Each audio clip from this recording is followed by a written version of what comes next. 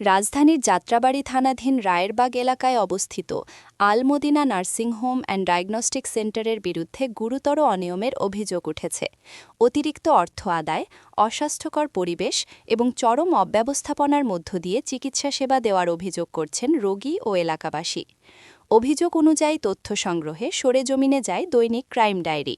নার্সিংহোমটির প্রবেশপথ অত্যন্ত সংকীর্ণ ও ঝুঁকিপূর্ণ। জরুরি রোগী ও প্রসূতি নারীদের জন্য এটি মারাত্মক বিপজ্জনক।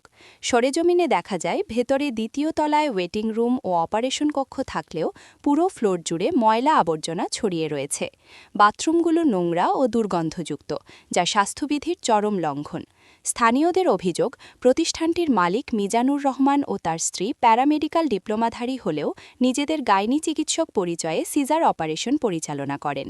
প্রতিবেদক অনুমোদন সংক্রান্ত কাগজপত্র দেখতে চাইলে কর্তৃপক্ষ তা দেখাতে ব্যর্থ হয়।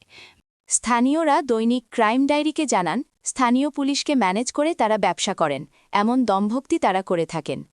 চিকিৎসা নিতে আসা ভুক্তভোগী নুরি বেগম জানান, নর্মাল ডেলিভারির কথা বলে তাকে ভর্তি করানো হলেও পরে সিজার করা হয়, এজন্য 22,000 টাকা বিল করা হয়।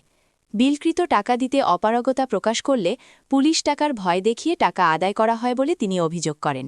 তিনি আরও বলেন, নার্সিংহোমের পরিবেশ অত্যন্ত নোংরা ও অস্বাস্থ্যকর।